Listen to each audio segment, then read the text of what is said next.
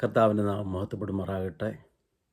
ദൈവത്തിൻ്റെ പരിശുദ്ധാത്മാവ് ഉള്ളിൽ പ്രകാശിപ്പിച്ച ഒരു ദൂതുമായി നിങ്ങളുടെ അടുത്തേക്ക് കടന്നു വരികയാണ്.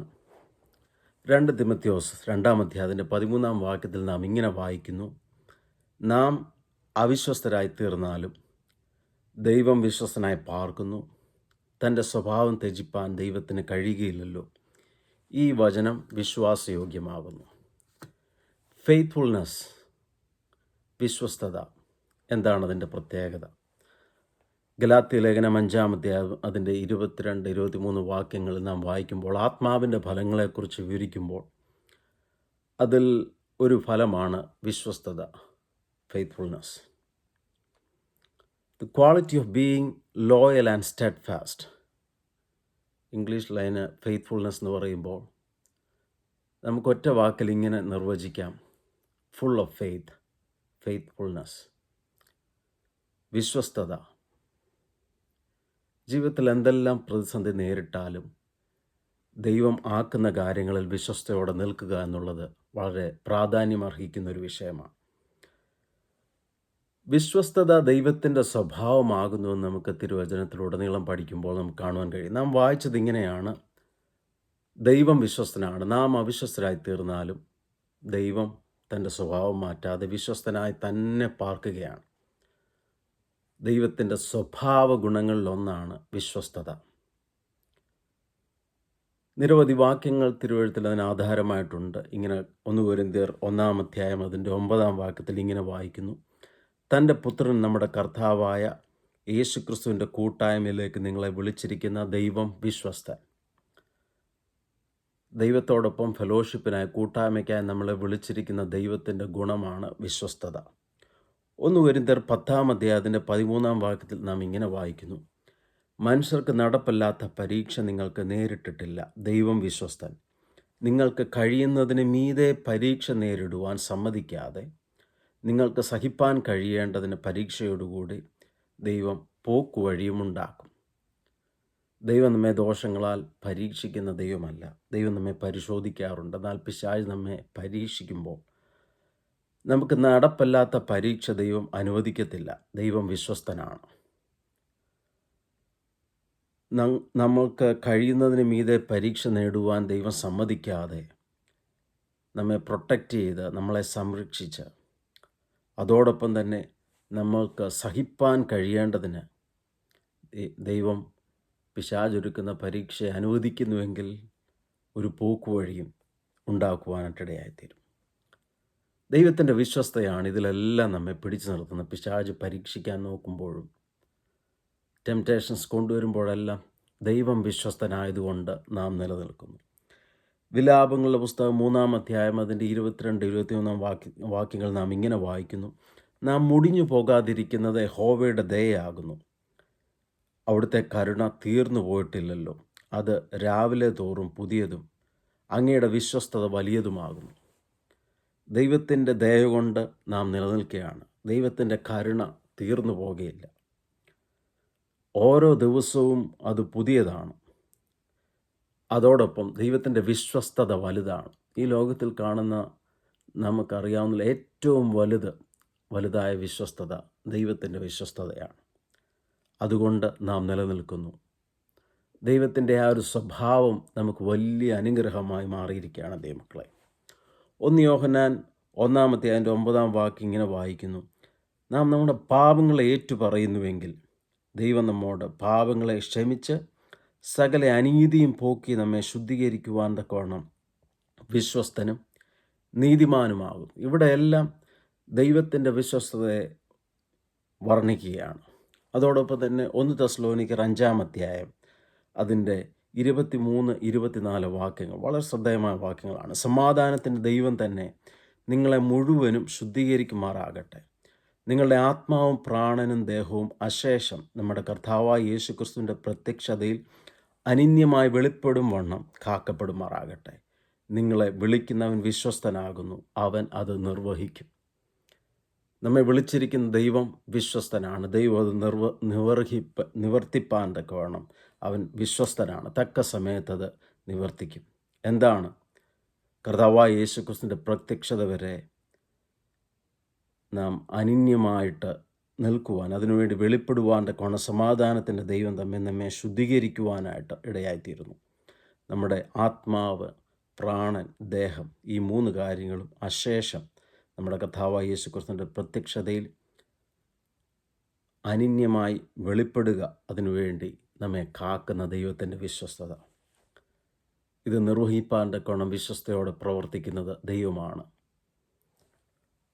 ദൈവമക്കളെ, വിശ്വസ്തത നമ്മുടെ ജീവിതത്തിൽ ഒരു അനുഗ്രഹമായി മാറുകയാണ്. ദൈവത്തിൻ്റെ വിശ്വസ്ത അനുഗ്രഹമായി മാറുന്നതോടൊപ്പം നാമും വിശ്വസ്തരായി തീരുക എന്നുള്ളതാണ് ദൈവം നമ്മെക്കുറിച്ച് ആഗ്രഹിക്കുന്ന കാര്യങ്ങൾ.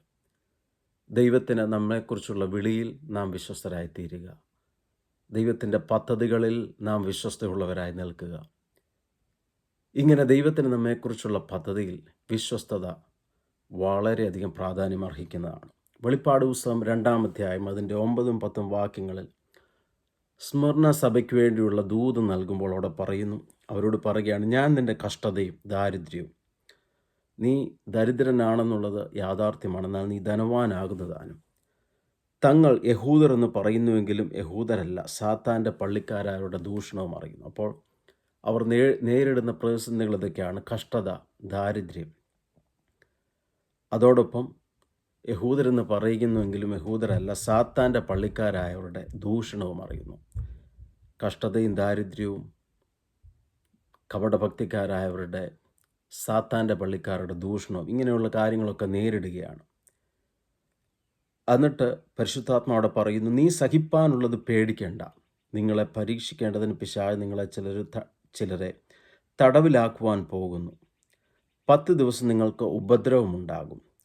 മരണപര്യന്തം വിശ്വസ്തനായിരിക്കുക, എന്നാൽ ഞാൻ നിനക്ക് ജീവകിരീടം തരും. മരണപര്യന്തം വിശ്വസ്തനായിരിക്കുക. പ്രതിസന്ധികളും പ്രശ്നങ്ങളും പ്രയാസങ്ങളും, ടെസ്റ്റ് അല്ലെങ്കിൽ പിശാച് ഒരുക്കുന്ന ടെംപ്റ്റേഷൻസ്, ഇതെല്ലാം അനുഭവിക്കുമ്പോഴും മരണപര്യന്തം വിശ്വസ്തനായിരിക്കുക.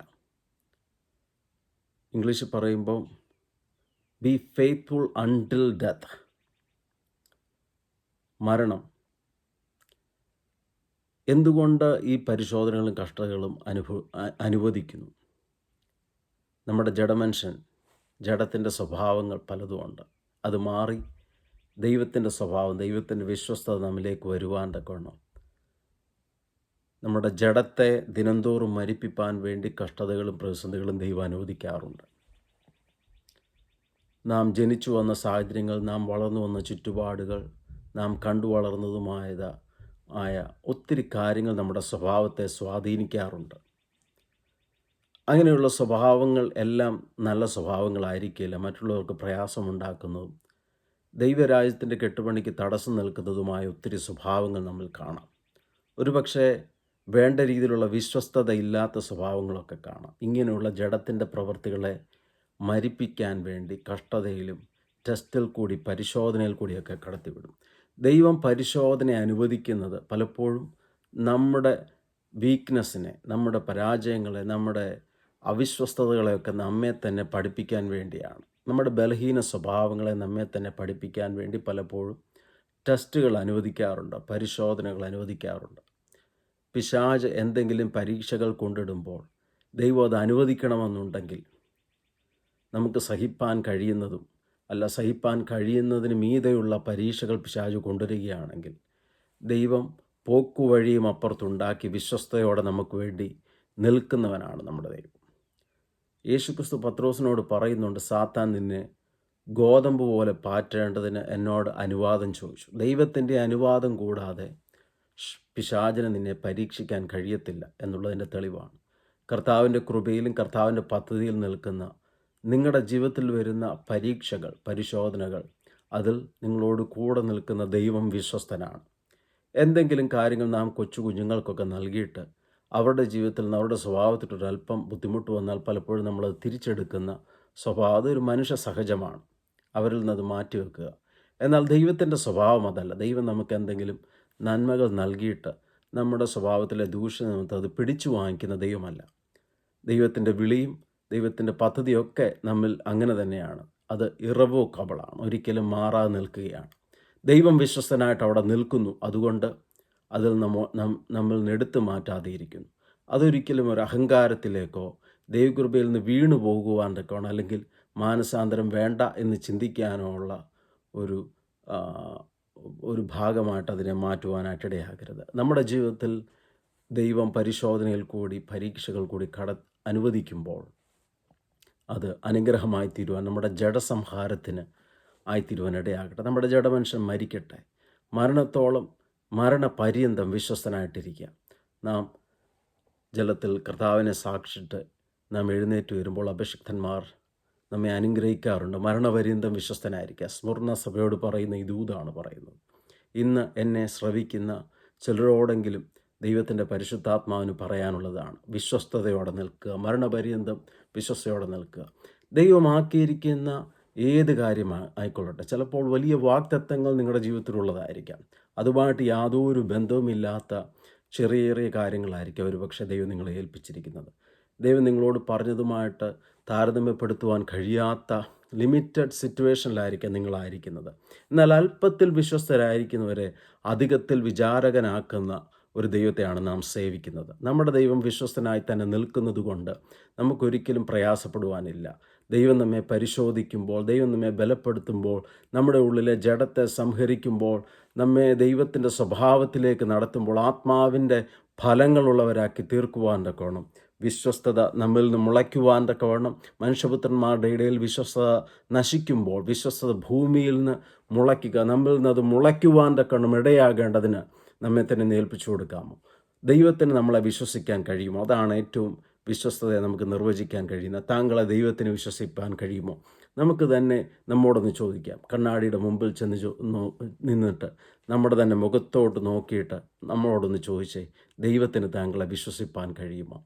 ഈ ദിവസങ്ങളിൽ അതൊരു ചോദ്യചിഹ്നമായി നമ്മുടെ മുമ്പിൽ നിൽക്കട്ടെ. ദൈവത്തിന് നമ്മളെ വിശ്വസിപ്പാൻ കഴിയുന്നുവെങ്കിൽ അതൊരു അനുഗ്രഹമാണ്. ദൈവത്തിൻ്റെ സന്നിധിയിൽ അവസാനം വരെ, അവസാന ശ്വാസം വരെയും വിശ്വസ്തയോടെ നിൽക്കുന്ന ഒരനുഭവം ഉണ്ടാകട്ടെ. ഏത് പ്രതിസന്ധി വന്നാലും, ഏത് പ്രശ്നം വന്നാലും പതറാതെ, മനുഷ്യർക്ക് നേരിടാൻ കഴിയാത്ത പരീക്ഷകൾ ദൈവം അനുവദിക്കുകയില്ല. അങ്ങനെ നമുക്ക് സഹിപ്പാൻ കഴിയാത്തതിന് മീതെ എന്തെങ്കിലും അനുവദിച്ചാൽ അതിന് നീക്കുപോക്കൂടെ ദൈവം നൽകിയിട്ടുണ്ട്. പോക്കുവഴിയുണ്ട്, വേ ഔട്ടുണ്ട് ദൈവത്തിന്. അതുകൊണ്ട് ഭാരപ്പെടാനില്ല.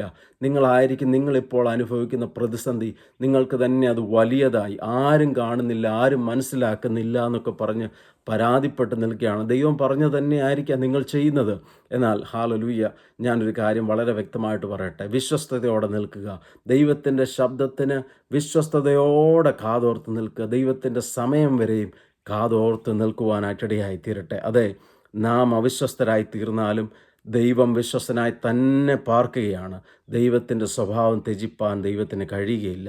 ഈ വചനം വിശ്വാസയോഗ്യമാകുന്നു എന്ന അപ്പോസ്തലനായ പൗലോസ് 2 തിമോത്തിയോസ് അതിൻ്റെ 2-ാം അധ്യായത്തിൻ്റെ 13-ാം വാക്യത്തിൽ എഴുതിയത് നമുക്ക് വായിപ്പാനായിട്ടിടയായി തീർന്നല്ലോ. അതെ, ദൈവത്തിൻ്റെ വിശ്വസ്തത നമുക്കെന്നും ഒരു പരിചയമാണ്, ഒരു ഫലകയാണ്, നമുക്കൊരു ഉറപ്പുള്ള ഗോപുരമായിട്ട് നിൽക്കുകയാണ്. അതെ, ഈ വിശ്വസ്തനായ ദൈവത്തെ അറിയുവാൻ സാധിച്ചുവെങ്കിൽ ദൈവത്തിനു വേണ്ടി വിശ്വസ്തയോടെ നിൽക്കുക. നിങ്ങളെ ആയിരിക്കുന്ന സ്ഥാനത്ത് നിന്ന് നിങ്ങളുടെ സ്ഥാനങ്ങളൊക്കെ ഒരുപക്ഷെ നഷ്ടപ്പെട്ട് നിങ്ങൾ പ്രതിസന്ധിയിലായിരിക്കാം. നിങ്ങൾ വിചാരിച്ചതിനൊക്കെ എതിരായിട്ടായിരിക്കാം കാര്യങ്ങൾ പോകുന്നത്. നിങ്ങളോട് കൂടെ നിന്ന് സഹകരിക്കുമെന്ന് പറഞ്ഞ് പലരും മാറിപ്പോയേക്കാം. ആ ഒരു സാഹചര്യത്തിലും ദൈവത്തിൻ്റെ വിളിയിൽ വിശ്വസ്തനായിട്ട് നിൽക്കട്ടെ. ദൈവം എന്തേൽപ്പിച്ചതും അത് വിശ്വസ്തയോടെ ചെയ്യുവാൻ തക്കവണ്ണമുള്ള ഒരു മനസ്ഥിതിയിലേക്ക് നമ്മെ തന്നെ ദൈവകരങ്ങളിലേക്ക് ഏൽപ്പിച്ചു കൊടുക്കാം. നമ്മുടെ വലിയവനായ ദൈവത്തിൻ്റെ വിശ്വസ്തത വലുതാണ്. അത് ഇന്നും കുറഞ്ഞു പോകാൻ നമുക്ക് വേണ്ടി നിൽക്കുകയാണ്. ദൈവത്തിൻ്റെ ആ വലിയ വിശ്വസ്തയുടെ പിന്നിൽ വെളിപ്പെടുന്ന കരുണ അത് ഓരോ ദിവസവും പുതിയതായി നമുക്ക് വേണ്ടി വെളിപ്പെട്ടുകൊണ്ടിരിക്കുകയാണ്. അതെ, നമ്മുടെ പാപങ്ങളെ ക്ഷമിച്ച് സകല അനീതിയും പോക്കി നമ്മെ ശുദ്ധീകരിക്കുവാൻ തക്കവണ്ണം വിശ്വസ്തന് നീതിമാനുമായ ദൈവത്തെയാണ് നാം സേവിക്കുന്നത്. യോഹന്നാൻ അപ്പോസ്തലൻ പറയുകയാണ്, 1 യോഹന്നാൻ 1:9 നമുക്ക് കാണുവാൻ കഴിയുന്നു. ആകയാൽ നമ്മുടെ പാപങ്ങളെ നമുക്കൊന്ന് ഏറ്റുപറഞ്ഞ് നമ്മുടെ കർത്താവിൻ്റെ വിശ്വസ്തനായ ദൈവത്തിൻ്റെ അടുത്തേക്ക് കടന്നു ചെല്ലുവാനിടയാകട്ടെ. അതെ, രാവിലെ തോറും പുതിയ കൃപകൾ കരുണയുമായിട്ട് ദൈവം നിൽക്കുകയാണ്, വലിയ വിശ്വസ്തതയുമായിട്ട് നിൽക്കുകയാണ്. അതെ, താങ്കളെക്കുറിച്ച് ദൈവത്തിന് വലിയ പദ്ധതിയുണ്ട്. അതുകൊണ്ട് ഇപ്പോൾ ആക്കിയിരിക്കുന്ന സ്ഥാനങ്ങളിൽ അത് ഒരു ചെറിയ അനുഭവമാണെങ്കിലും അതിൽ വിശ്വസ്തയോടെ നിൽക്കാം. ദൈവത്തിന് അതിൽ കൂടി വലിയ പദ്ധതികളുണ്ട്. നിങ്ങൾക്ക് വേണ്ടിയുള്ള വാഗ്ദത്തങ്ങളിൽ തക്ക സമയത്ത് ദൈവം കൊണ്ട് ചെന്ന് നിർത്തുവാനിടയാകും. ജഡത്തിൻ്റെ എല്ലാ സ്വഭാവങ്ങളും മാറി ജഡമനുഷ്യനെ പൂർണ്ണമായ അതിൻ്റെ രാഗമോഹങ്ങളോടുകൂടെ ക്രൂശിച്ച് പൂർണ്ണമായ ഒരു ആത്മാവിലുള്ള ജീവിതത്തിന് വേണ്ടി നടക്കുമ്പോൾ ദൈവം നൽകിയ ദൈവിക വാഗ്ദത്തങ്ങളിൽ നാം സ്റ്റെപ്പ് എടുത്തു വെച്ച് നിൽക്കുന്നത് നമുക്ക് കാണുവാൻ കഴിയും. അതെ, നിങ്ങൾ ആത്മാവിൽ പൂർണ്ണനായി തീർന്ന് ദൈവത്തിൻ്റെ വാഗ്ദത്തങ്ങളെ കാണുവാൻ പോകുകയാണ്. വാഗ്ദത്തം ചെയ്ത ദൈവം വിശ്വസ്തൻ. ദൈവത്തിൻ്റെ സ്വഭാവം ദൈവം ത്യജിക്കുന്നില്ല. അതുകൊണ്ട് നമുക്ക് ആ ഒരു പ്രത്യാശയിൽ മുന്നോട്ട് പോകാൻ സാധിക്കും. ഈ വചനങ്ങളാൽ കർത്താവ് നമ്മെ ആശ്വസിപ്പിക്കട്ടെ, ബലപ്പെടുത്തട്ടെ. നമ്മുടെ കർത്താവ് വരുന്നു. God bless you.